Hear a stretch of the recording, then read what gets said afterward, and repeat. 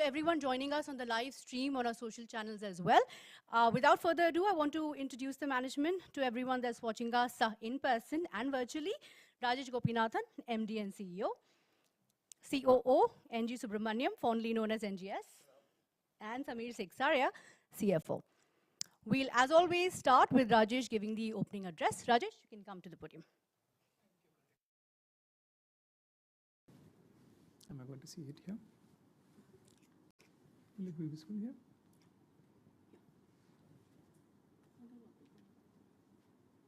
All right. Once again, as Kritika said, it's fantastic to see all of you back here after 2 very unexpected years. And I hope that this is something that we will continue going forward. So thank you for joining. I'll quickly go through our results for both the quarter ending March as well as for the full year. And then we'll open it up for questions as normal.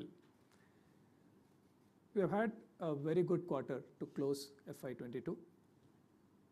Q4 has ended with us crossing a big milestone in our revenue growth trajectory.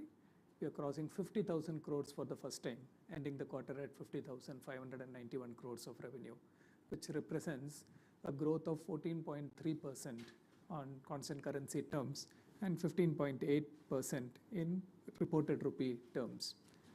In dollar, revenues came in at $6.7 billion, which is a growth of 11.8% on a year-on-year basis.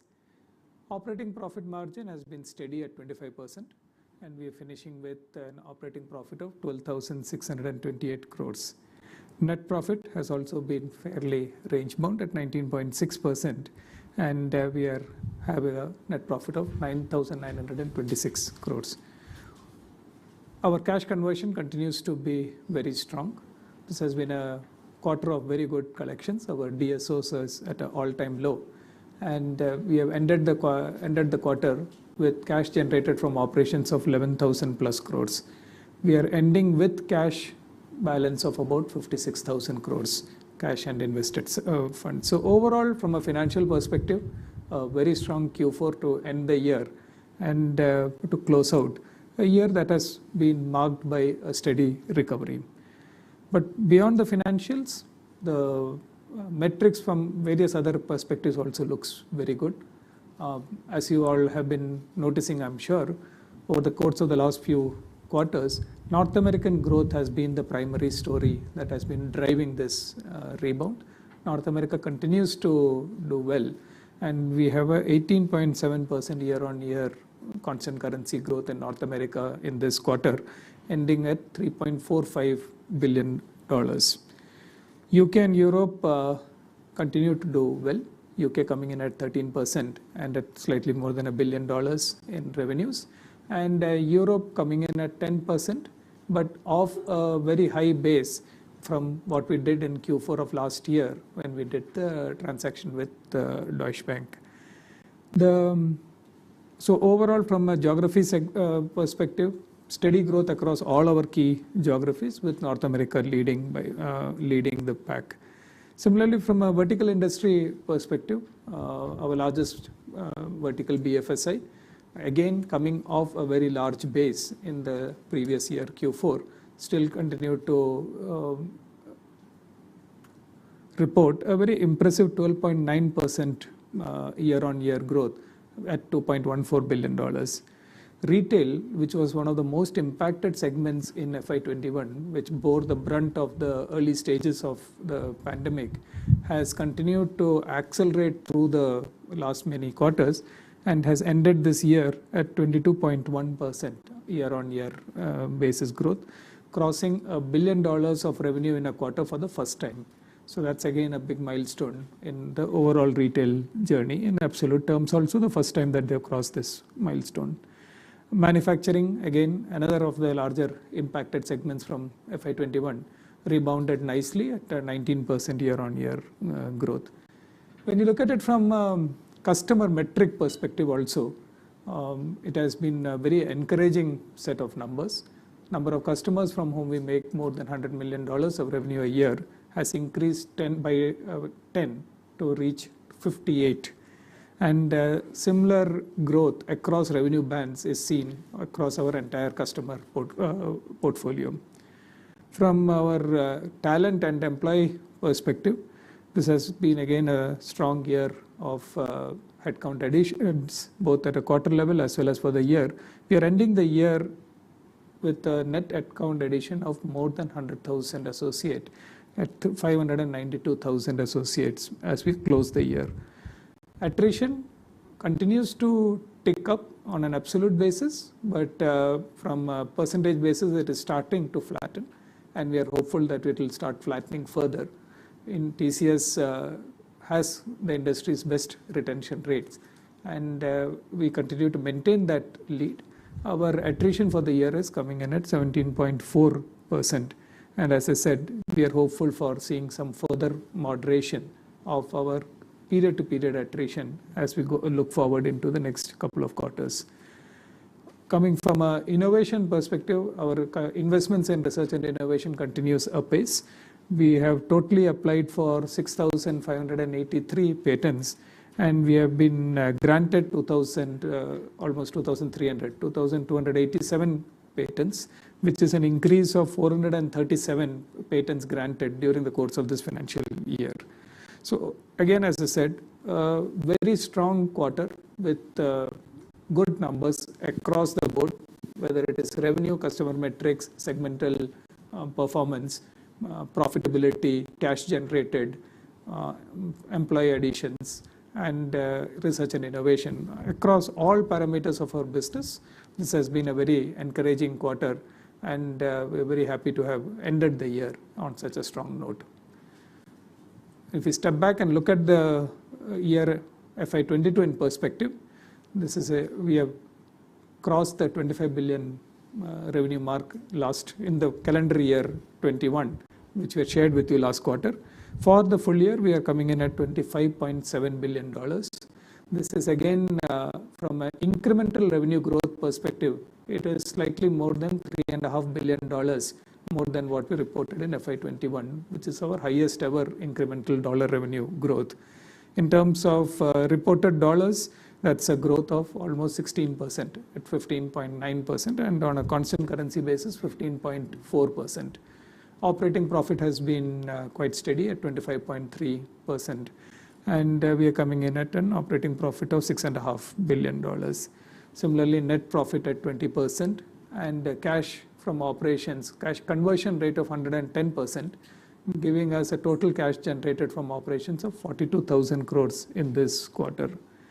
The segmental results are similar to what I shared with you for the quarter. North America is the big story of the year.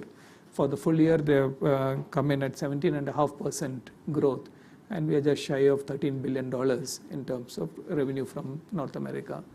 Continental Europe, considering it at a year level, comes in at 15% year-on-year growth, followed closely by UK at 14%. BFSI has also performed strongly at 16.7%. BFSI, the services business in BFSI ends at 8.2 billion.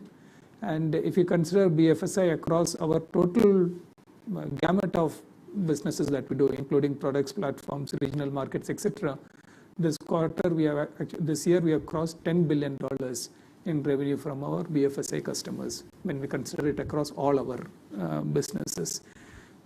Again, as mentioned to you and shared with you, the steady growth and acceleration that we're seeing in retail. For the year, they're ending at 20%.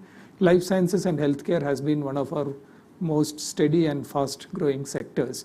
And within this also, it held its own with almost close to 20% growth on a year-on-year basis. The patents and headcount and number of customers I already shared with you.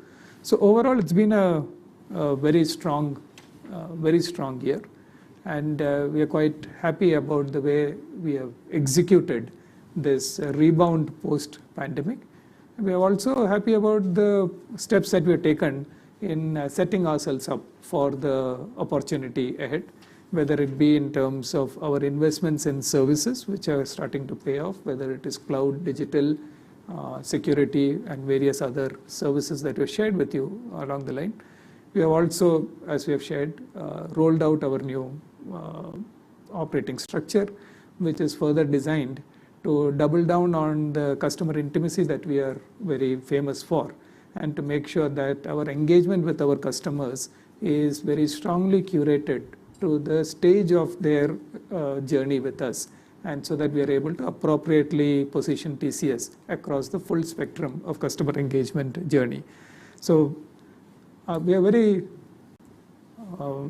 encouraged by the numbers that we have here, and very optimistic about the opportunity ahead, and excited about pursuing it fully as we look forward into the future. With that, thank you again for being here. We are always open for questions. Thank you. And on that note, we'll start the question and answers. So following tradition, the first question from Sajid Mangat from Quintillion Media. Sajid, 2 questions, please. There are 3 people here. Sajid, continue. Good evening, gentlemen. You ended the year with the highest ever TCV of 34.6 billion and a growth rate of mid-teens. Looking into FY23, as you have a good order book in your on your side, how do you see the revenue growth going into FY23?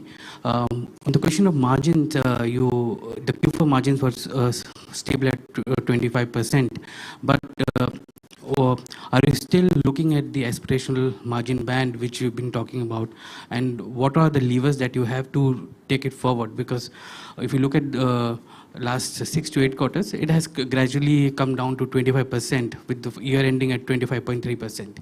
NGS, on a BFSI side, on a quarter-to-quarter basis, though we haven't given it a release, but I think it's grown by only 2.3 or 2.4%. Why is this slowdown happening in BFSI? Is it a seasonal thing, or where is it coming from? All right, Sajid, we'll try to remember all of them.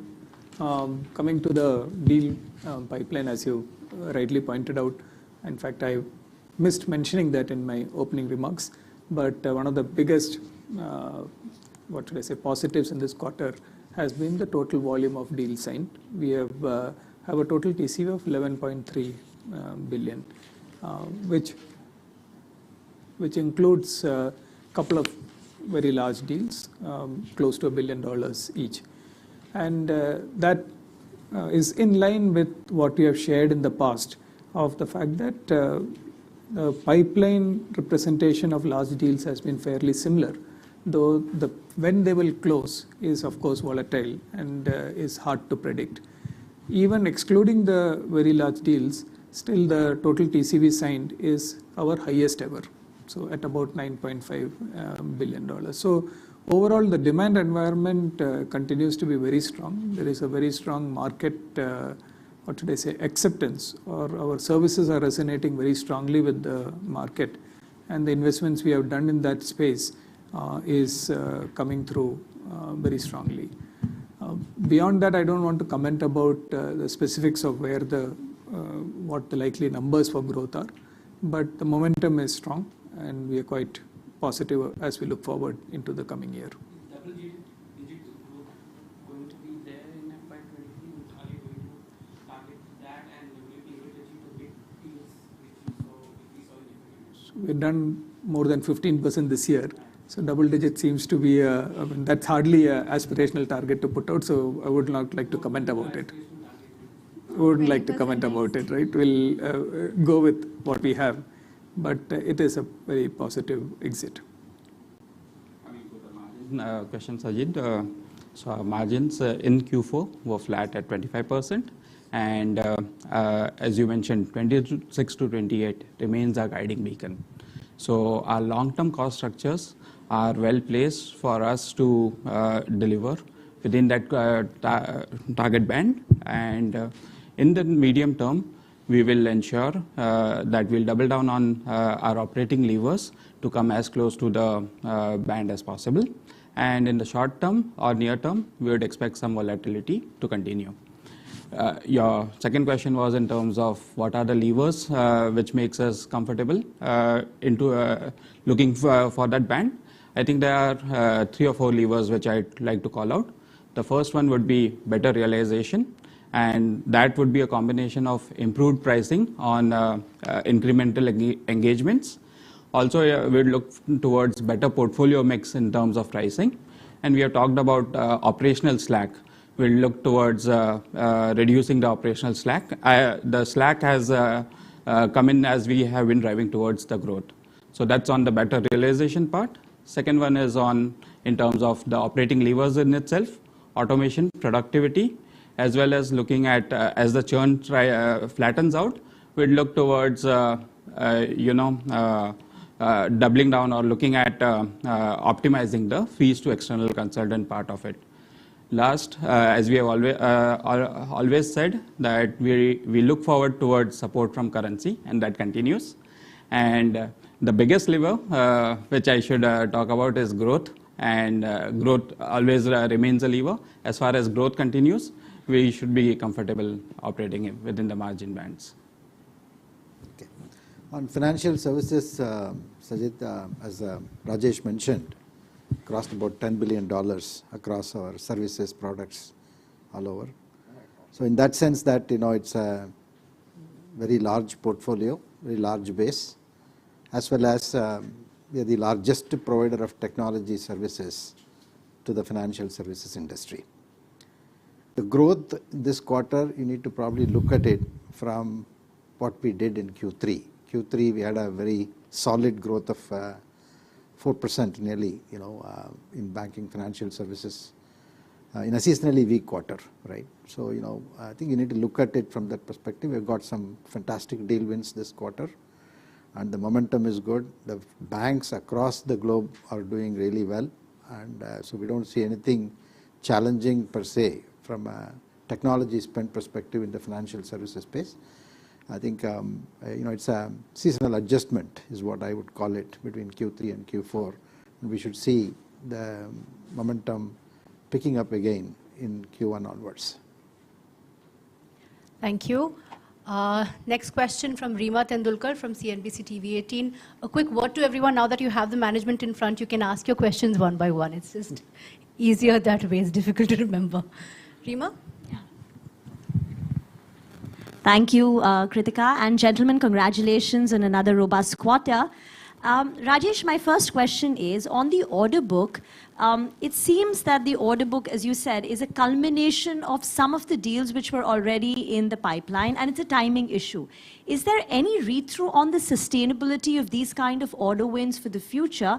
And secondly, can you tell us what is the approximate growth in the technology budgets of your clients? Because increasingly there is a worry that while the clients may be willing to spend, they may be constrained by their ability to spend, given the cost pressures that they're also facing. So your thoughts on these two? Thanks, Reema. As I mentioned in the earlier answer, the large deals that constitute part of this 11.3 that we are reporting, they are very difficult to predict. They are equally present in the pipeline. We have a few that we, at any given point in time, we have a few that we are working on, but it's very difficult to predict it. But I think the bigger thing that to look at is that the trend line on the TCV is very steadily growing. So we used to be in the 6-7 range, and we are now well into the 8, 7.5, 8.5 kind of range. So that is what we look at from a management perspective, and that's the more important one for us, because that's the sustainable path, which does not have a dependence on any given one single deal. Now is 8, 8.5? Absolutely. I think we are quite comfortable in that 8 plus range, and we think that that will be that's the long-term one.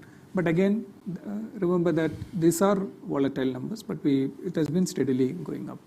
So that's the view on that. 11.3, when will it again happen? We don't know.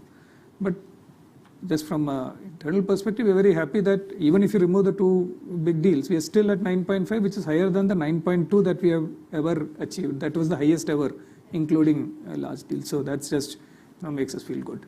To your other question, that are there budget pressures? Yes. And the tech budget growth? In fact, if anything, what has happened in the pandemic side is that the tech budgets are getting prioritized. So yes, there is a cost pressure, but tech budgets are getting prioritized. Even when the semiconductor shortage came about, the solution to that came through technology.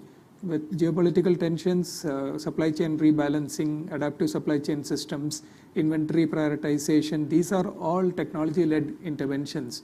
So typically tech budgets are getting prioritized. If there is a large-scale squeeze, everybody will follow through. But very clearly now technology, from adaptability, agility perspective, from resilience perspective, from security perspective, technology is a priority spend area. So overall, we are vigilant about what is going on in the market, but the trend is positive. And I think that technology budgets will be among the last to be slashed when the squeeze happens. Got it. Samir, if you could tell us about the pricing improvement that you've seen this quarter, and you did allude to both headwinds and tailwinds on the margin front going ahead. But directionally, the street thinks FY23 margins for the industry could be lower, and even for TCS. Do you think that is a realistic estimate? And NGS, in case I don't get a chance to ask the third question, if you could give us a breakup of that $11.3 billion of deal wins in North America, BFSI, retail, as you'll normally do, and also any sectors where you see headwinds, like for auto, the chip shortage continues even today. Thank you. Thank you. Sorry, I'll answer your second question because I've forgotten your first question already. I'm sorry about it. Pricing, okay. So pricing, so I'll answer that one first. Pricing for the full year has been positive. It's realization which has been positive, and that has a base effect also coming in from FY21. For the quarter, our realization and pricing has remained stable. Coming to FY23, I think I charted out in terms of what we expect from a tailwinds perspective. The headwinds are known, and it's across the industry. So it would be fair to assume, and as I said, we would expect short-term volatility to continue. In the near term to long term, we are very confident that we will be able to get through on our targets. As I said, short term, we would expect volatility coming in. So that's the direction. Overall, deal wins have been broad-based across verticals, across service lines. We are very pleased that the products and services mix of TCS is staying very relevant to customers. North America led the overall deal momentum, and I think close to about 5.7 billion. 6.5 billion out of the 11.3 came from North America. BFSI again, is one of the top performers from a deal momentum perspective. It's about 3.7. 3.7, I thought, but 3.1 to 3.7. But I think you'll see it all this in the detailed fact sheets that we have given. So overall, we are pleased that it's broad-based. Retail continues to do well, and technology services continue to do well. Life sciences continue to do well. So it's a very, very broad-based growth, and even minus the mega deals, as Rajesh mentioned, that we're pleased that it's about 9.5 billion overall. That stays well for us in the coming financial year. And any sectoral headwinds? Not really. Except that, look, in some of the regional markets and the platform business that we have, we see some volatility, continue to see some volatility. But otherwise, everybody, even in a squeeze situation, as Rajesh mentioned, that the technology is the silver bullet, right? So in that context, that we see that everybody is investing in technology, and it's if at all it is constrained only by the way that they want to execute it, the way that they want to embrace the change and the talent that they are trying to acquire from partly in-house, partly from outsourced services. But otherwise, there are people who go out, press the accelerator, and then pretty open to embrace everything. Then they get it done faster. There are others, who are, chosen a different approach to do it. Probably they take a little bit longer to get that done. But otherwise, the tech spend per se is always getting prioritized. Do I go next? Thank you. Anisha from ET now. Hi, Sameer, NGS, as well as Rajesh. Thank you for having us. It's good to be back. Rajesh, first coming to you on the attrition, 17.4% versus 15.3% that we had reported last quarter. You did mention that it's moderating a tad bit, but will it get worse before it gets better? Should we expect a couple more quarters of supply side issues? Yeah, the reported number of 17.4 will get worse for the next couple of quarters just because of the way LTM attrition is calculated. But what we are seeing is that on a month-on-month basis, we are starting to see flattening of it. So in absolute terms, our attrition still went up this quarter compared to last quarter, but in percentage terms, it has actually started to flatten. And we think that that trend will continue into next quarter. So we'll have to wait and see, early days yet, but the curve is definitely flattening. And Sameer, on the margin, if you can provide us the waterfall in terms of which were the tailwinds, headwinds in terms of currency, backfilling, attrition, etc. Sure, Nisha. So in Q4, as I said, our margins were flat. In that, there was a 70 basis points impact due to tactical interventions which we have done through the quarter. And there was further 20 basis points impact due to increased usage of external consultants. This was offset by 10 basis support from currency, and balance was on account of operational efficiencies which we got across various line items. I'll give you the, since you have asked, I'll give you the full year waterfall as well. So our FY21 margins were at 25.9, adjusted for the one time which we had, else it was 25.1. And FY22 margins are at 25.3. And that's a drop of 60 basis points. Of that, 230 basis points is on account of increments and tactical interventions which we did through the year, and 100 basis points was on account of increased usage of subcontractors or external consultants. We got 30 basis points benefit from currency, and balance was operational efficiencies, which were mainly on account of pyramid, productivity, and offshoring. Okay, thank you so much for that. NGS, you mentioned that recovery has been broad-based, a lot of sectors are seeing growth, etc. But is it coming with better pricing? He did hint that quarter-on-quarter it is flat, but going forward, is deal momentum expected to be with better pricing? And also, are you seeing any impact of geopolitical tensions, because Europe this time has slowed a tad bit on a quarter-on-quarter basis? Is that something which is going to sustain for the next few quarters as well? Overall, there is a stable pricing environment. I think you need to look at it from a perspective of, the volatility that is there in terms of the pandemic. And then, if you look at Europe per se, they handled the Brexit, they handled the COVID in different parts of Europe. And as well as, the sustainability is a big time agenda, right? So there is a stable environment on pricing. In pockets, we see, pricing going up, and certain services of ours, certain programs of ours attracts a much higher pricing. And if you are able to deliver well and deliver it ahead of time, that is a kicker, right? We are seeing those kind of structures getting discussed. But overall, Europe, I should say that because of the reasons that I explained, there is a, if you say stepping back, and then for customers to see, look, there is a war situation, there is a COVID situation, is it gone, is it not gone, right? But at the same time, we all want to, there are countries who have decided that we will live with COVID, coexist with COVID, business should go on. There are some who have decided something the other side. So overall, if you really look at it, there is a slight, stepping back. But I should say backing up is not backing down, right? So it's a certainly, very positive thing we see across our customer base. Europe should really, on a year-on-year basis, anyway, it's about 15%. But then, there are some, the indications are that there is a volatility in certain countries. But I think it should normalize out, and we should see a much robust growth in FY23. And before I hand it over, Rajesh, you said 17% growth is what you already delivered. Is the next target 20%? And I'm going to try my luck. Any timeline that you can offer for that 26 to 28% margin band? The second one is because we actually ended last year in that band. So it's been not that far away that we were in that band. But overall, no immediate visibility. Considering everything that else has happened, I think we are quite happy with where our profitability is right now. And our belief in sustained profitability and our focus on profitable growth is very, very clear. So we will keep focusing on that.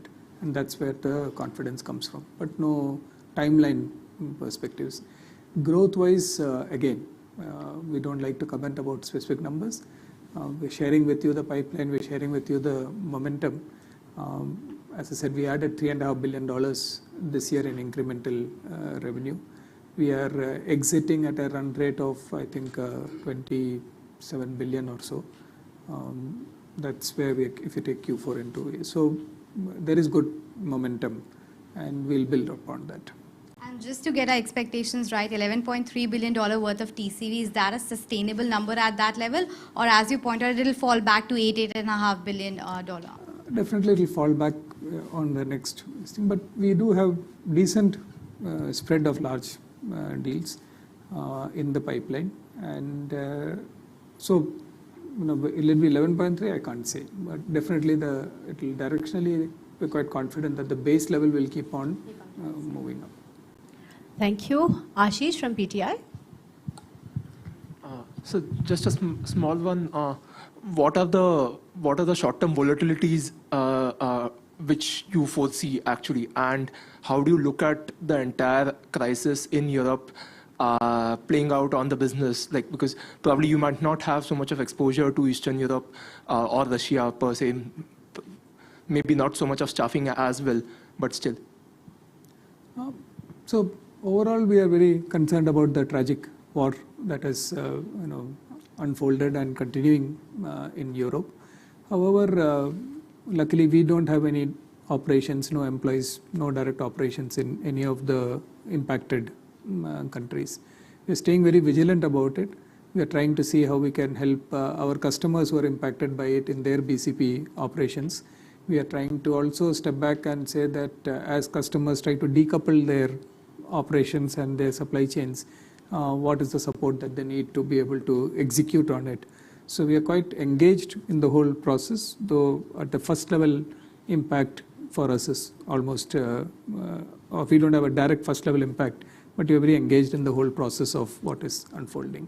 But it's very tragic, and we hope that it, some amount of stability comes back into the region. We are also very active in the relief and reconstruction efforts that are going on.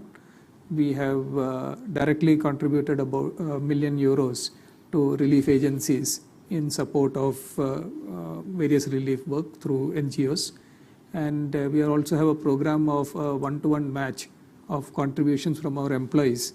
So companies will match one-to-one whatever the employees' contribution is. So active engagement from CSR perspective into it. So multiple ways we are trying to do whatever we can do in the situation that is currently unfolding. From a business perspective, it is very difficult to estimate what the impact will be or how it will play out. But as I said, we are staying very close to our customers and making sure that we can help in whichever form that we can. And that we'll have to wait and see how the situation unfolds. If just a small follow-up on that, any sort of initial sort of conversations with because we have seen quite a lot of sanctions on payments. So any sort of conversations around because the entire order as we knew it is sort of falling. So from a tech perspective, any sort of conversations there? And secondly, also on the commodities side, wherein in the past episodes of crude price hikes, we have seen some impact. So do you see anything happening there as well? In first order impact is very low for us from a commodity perspective, etc. That of course has cascading impacts in terms of both opportunities as well as challenges in our customer universe. And we'll have to stay nimble to make sure that we are participating where the opportunities and minimizing the impact where the challenges are. Otherwise, overall, I think there's a great focus on security and resilience. And we are trying to make sure that we can work with our customers in as they think through what it means from a security and resilience perspective to take care of a very, what should I say, fluid and fast evolving situation. Thank you. Ramita from ET Paper. Thank you. So one thing that a lot of analysts have been talking about is that almost, I think 60+% of the new deals coming into the market are from the below 20 million kind of range. What is, the spread like for TCS? And also, if you could give us some color on how the company is kind of growing this or kind of helping this smaller group of clients to kind of evolve into your larger long-term client base. Robita, we have not seen a significant shift in the nature of the order pipeline, and we have spoken about it multiple times. And I think this quarter's TCV actually underlines what we have been saying for many quarters now, that in a given quarter, whether there is a very large deal or not is not a reflection of what the pipeline is, and that in the nature of it. So I don't think there is any significant migration towards smaller deals or larger deals. Pipeline remains quite evenly distributed from a time perspective. That is, it's a similar distribution that we have always seen. So, and that's something that we have always maintained. And as I said, this quarter further validates our stance on it. What was the second question about? Just how do you plan to kind of grow the smaller clients evolve them into a larger long-term relationship? All right. So one clarification is that deals don't translate to client sizes. So we have very large customers who do give us quite a lot of small deals also. We have small customers who give us large deals also. So these are two independent variables. But we are very focused on lifetime value of our customers and helping the customers in this journey with TCS. So we are one of the most in terms of client mining and continuous investment into our existing relationships so that we can grow the total value of the relationship, which we believe is net beneficial both to us as well as for the customer. We are doubling down on that with our new structure. And the new group that we are bringing into focus called the RIG group, the Relationship Incubation Group. Their mandate is specifically to take customers in the early stage of their journey with us and to accelerate their journey so that they become larger level relationships. Towards that, we are investing in greater customer intimacy, greater frequency of contact, greater frequency of relationships, as well as also simplifying the way they see TCS, so that while TCS itself is a complex organization and there's a lot of value that they deliver to a large relationship, for a smaller relationship they should be able to see it as a single point. And that's the role of RIG, that they bring the best of TCS to bear in that relationship and accelerate it.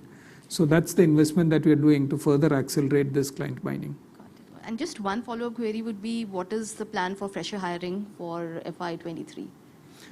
So we are going to continue to maintain the momentum that we have had last year. But our approach, because we have invested into creating this unique market-leading infrastructure, which we call the NQT, our approach is to go agile on it. So last year we had said that we are targeting about 40,000 odd fresher hirings. We ended up substantially higher than that. We are again starting this year with a similar kind of a target, but knowing that we will be able to keep on moving it up as we go along. So the NQT gives us a unique platform that we can continuously tweak it and stay very close to where the demand is. The hiring can be tweaked to that. So we will leverage it. But the stance is similar to last year. So the starting points are going to be similar to last year. Thank you. Shivani Shinde from Business Standard. Hi, gentlemen. Good evening. Congratulations on a great set of numbers. So, Rajesh, I'll start with you. You made a comment about the new structure that you are putting in place. If you could elaborate a little bit more on it, and in terms of the impact that you want to create, and by when do we see that on the numbers as well? Shivani, it's similar to what I said, that our philosophy has always been to invest in our customers. 98% of our revenue comes from existing customers.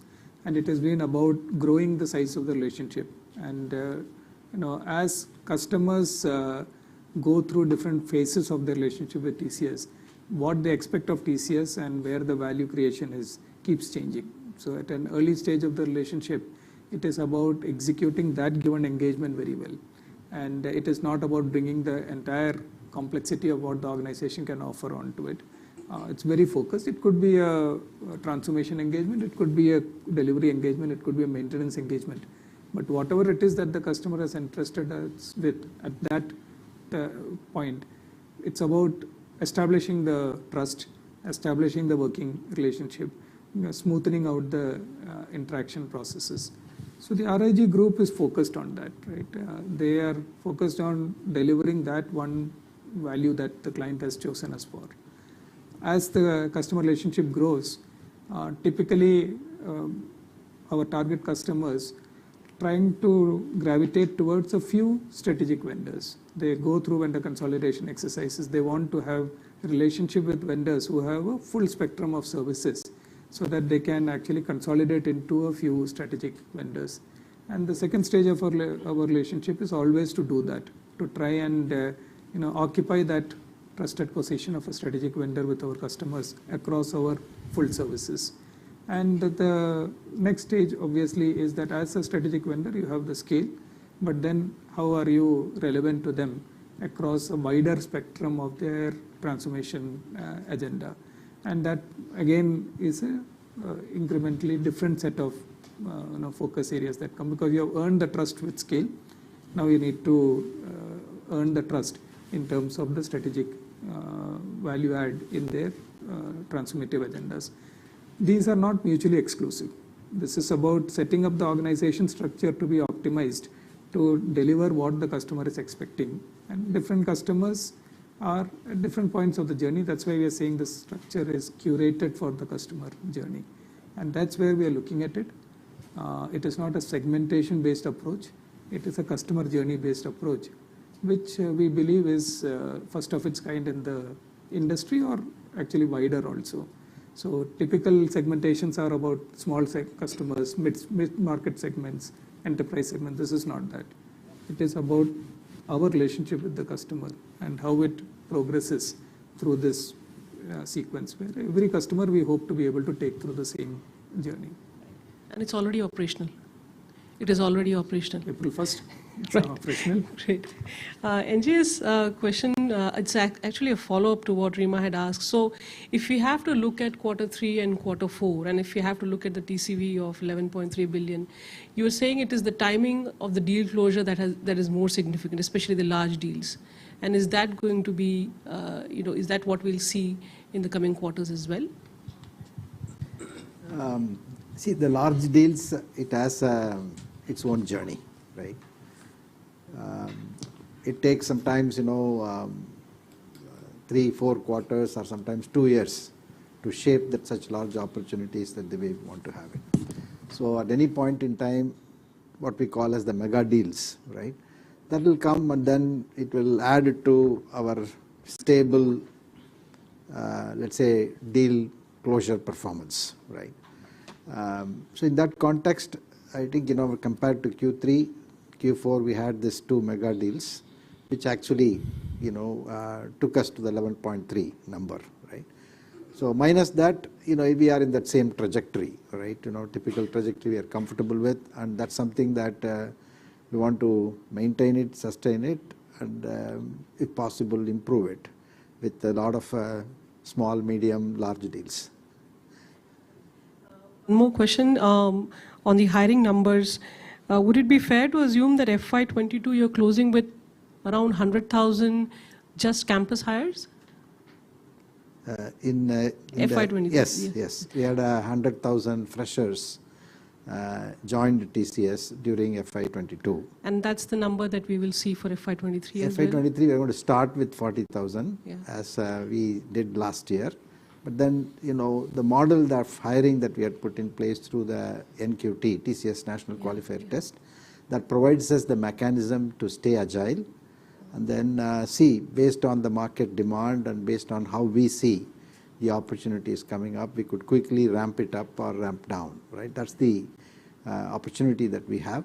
So we going with the same thing as the last year, we'll committing to 40,000, but then, as things progresses in Q2, Q3, we will adjust our hiring of freshers accordingly. Final one for you, Samir. For annual numbers, so what about the plans for CAPEX, especially with now employees getting back? Do we see the spends going up for the next year? Sure. We, through the pandemic also, we have been having our CAPEX quite steady. We have been spending about 3,000 crores on CAPEX, both last year and this year. And we believe we would continue it. The thing to watch out for is, during the pandemic, what we did is, while we continued to invest on physical infrastructures, we diverted our spend on the technology part, mainly on mobility, digital workspaces, security, etc.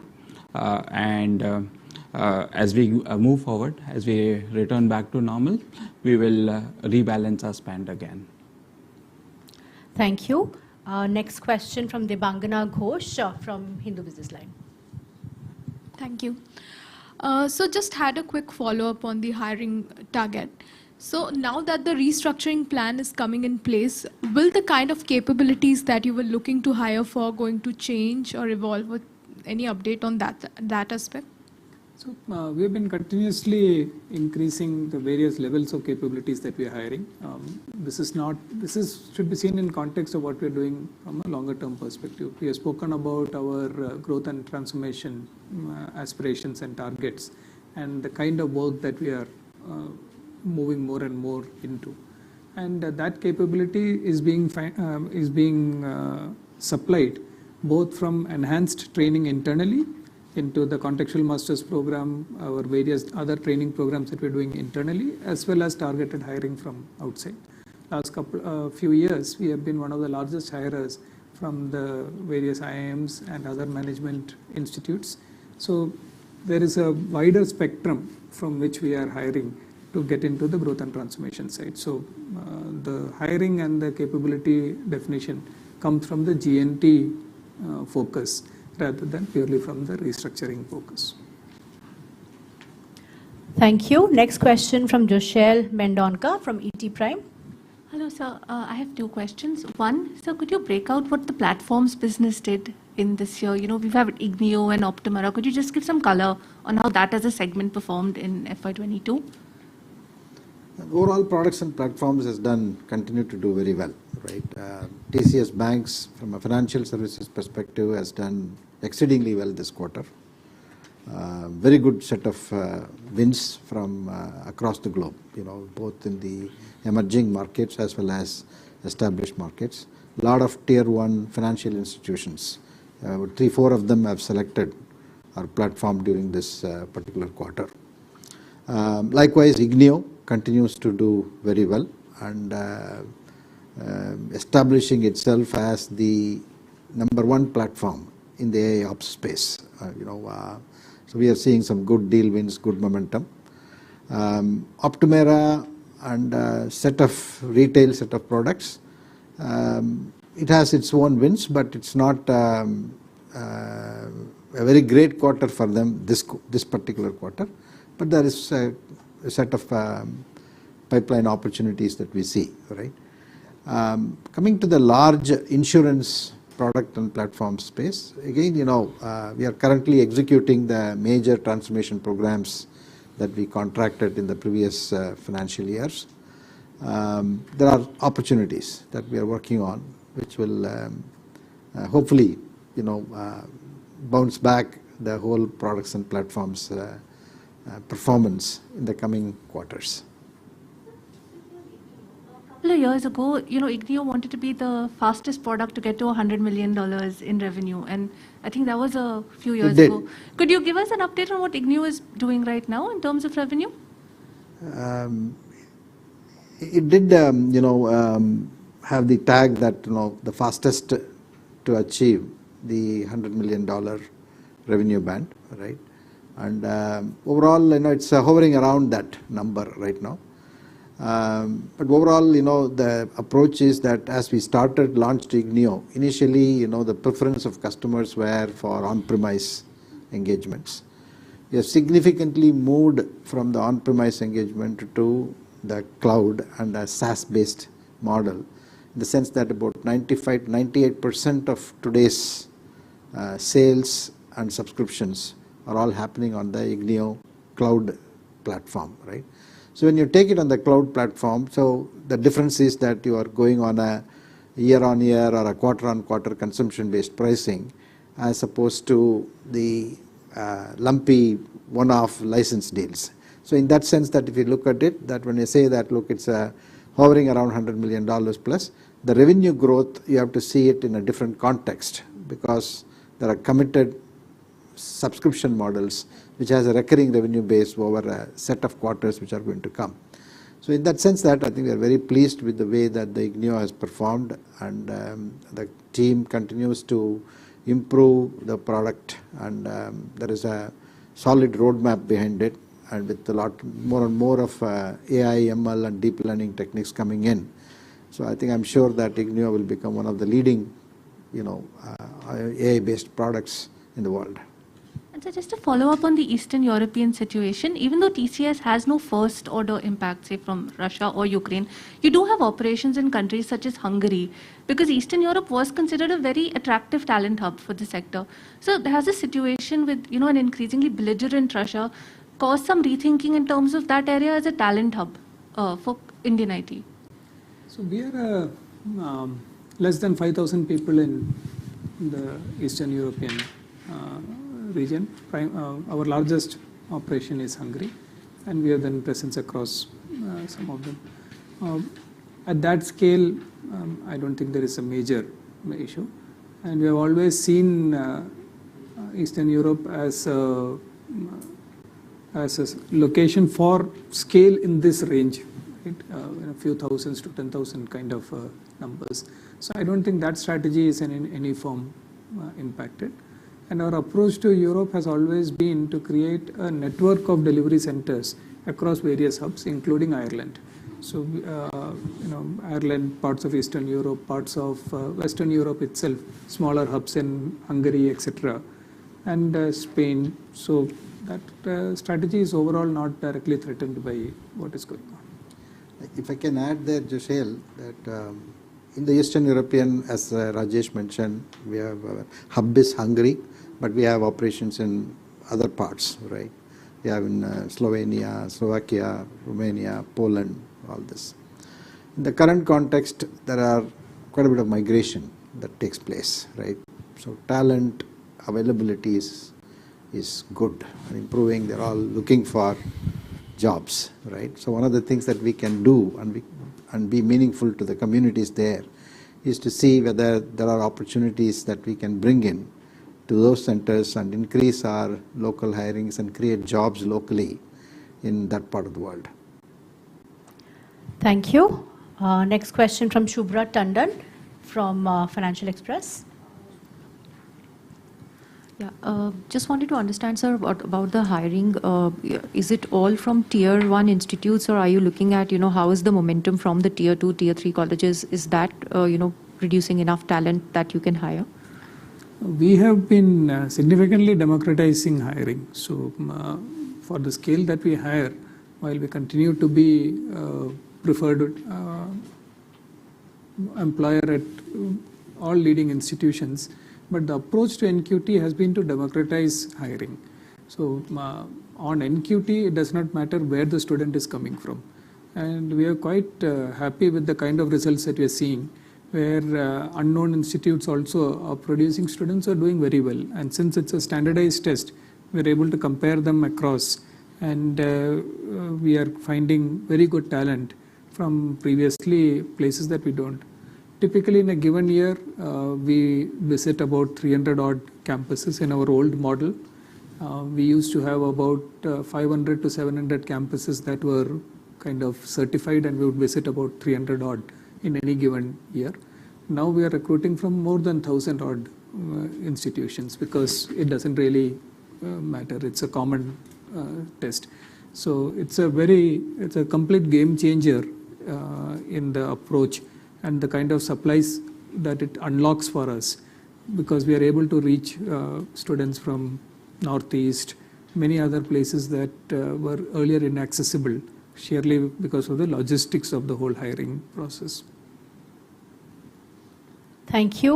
Next question from Anurag Shah from Z Business. Yeah, Namaste, sir. Sir, you just said that attrition will become plateau going forward. So what would be the reason behind that? Because we are seeing that IT is the only sector in where wages are going up only, unlike in all other sectors.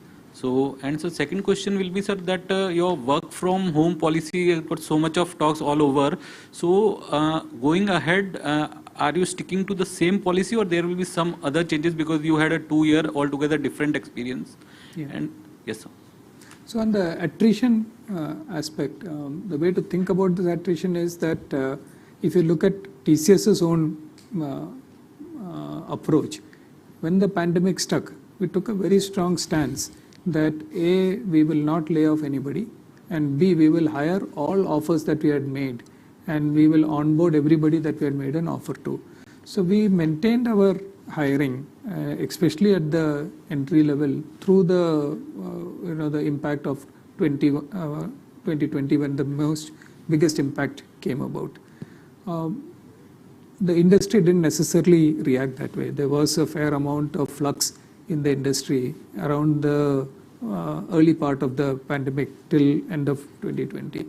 Our industry is a long cycle on hiring. So what we really are seeing is the lag effect of the lack of hiring that happened in the industry, which is why there is so much of churn where people are trying to hire away from each other. So demand exploded, whereas the early stage supply had not been fixed.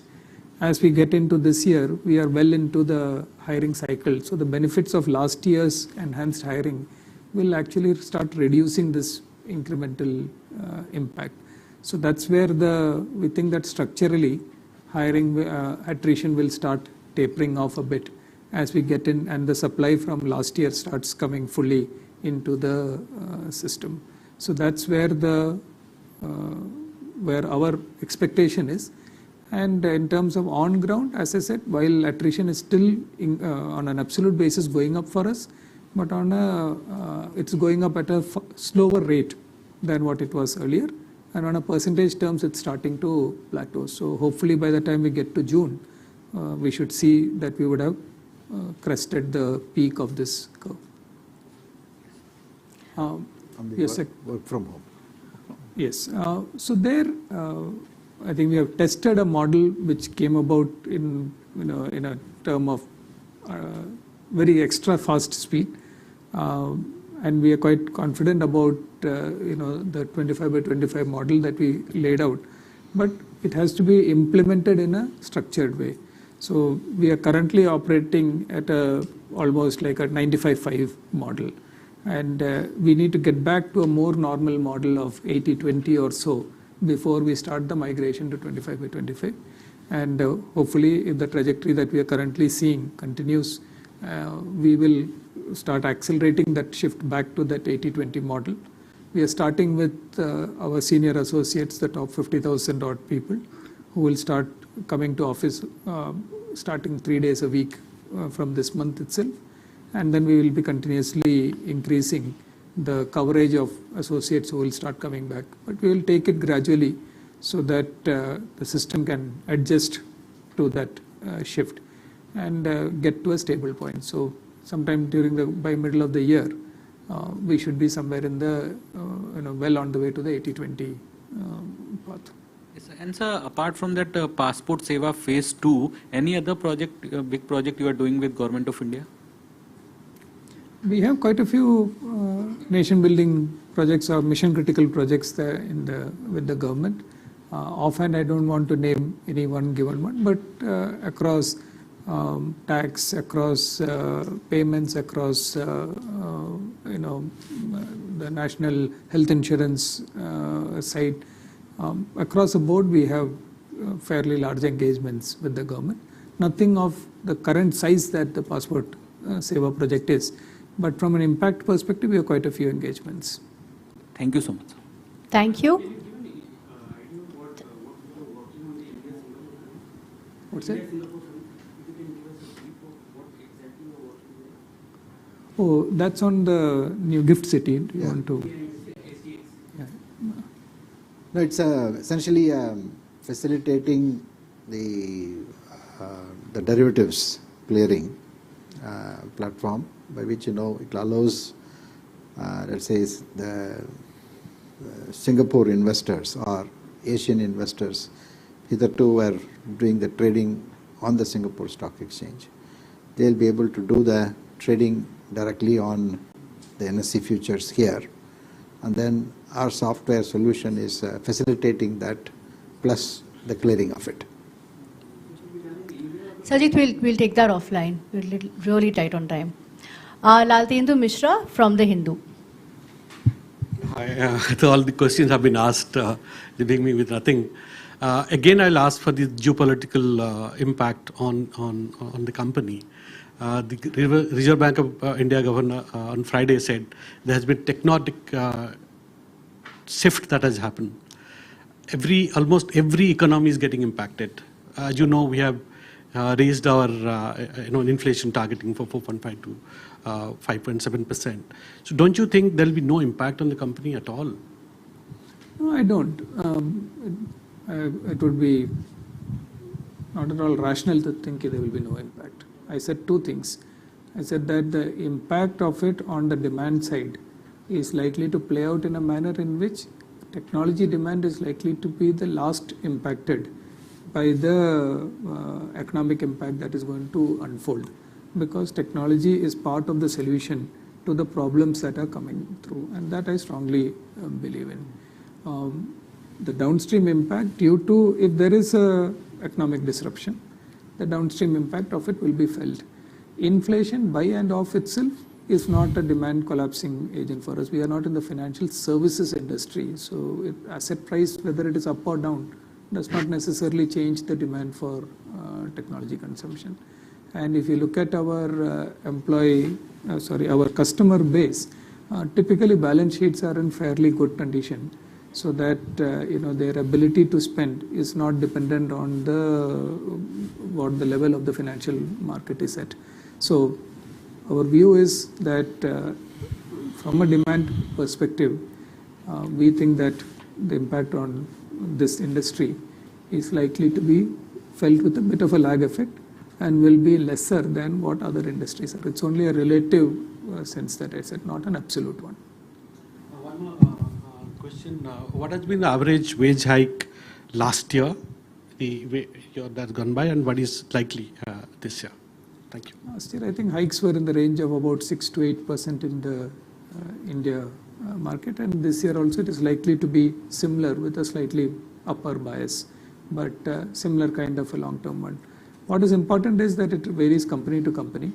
As you know, TCS was the first company to declare wage hikes at the 2020 cycle. So the moment in September and October beginning, when we started seeing the uptick, we went ahead and raised our wages in October itself. We were the only company to do that, and we subsequently again did it in April, bringing back the normal wage hike cycle.